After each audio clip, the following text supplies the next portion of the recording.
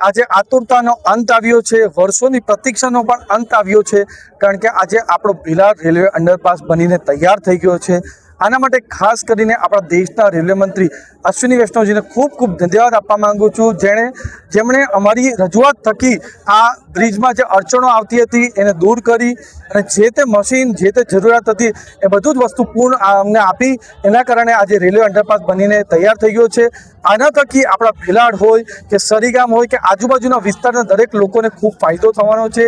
જે લોકો ધંધા રોજગાર માટે પણ સરીગામ, ઉમરગામ તરફ જાય છે એમને પણ ફાયદો થવાનો છે અને આ જ રીતે આગળ પણ આપણા ઉમરગામના માટે અને વલસાડ જિલ્લા માટે જેટલા પણ વિકાસના કામો છે એ જલ્દીથી જલ્દી પૂર્ણ અમે કરાવશું।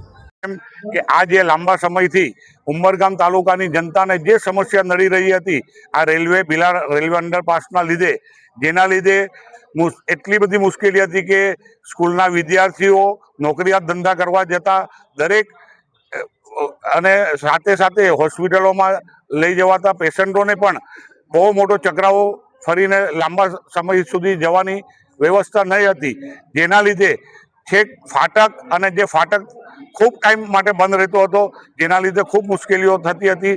આજે અંડરપાસ શુભારંભ થયો છે, જેના લીધે તમામ સમસ્યાનો ઉકેલ આવશે અને અમારા તમામ સ્કૂલના વિદ્યાર્થીઓ, હોસ્પિટલના દર્દીઓ કે તમામ નોકરિયાત વર્ગને બહુ ખૂબ મોટો લાભ થશે આના લીધે।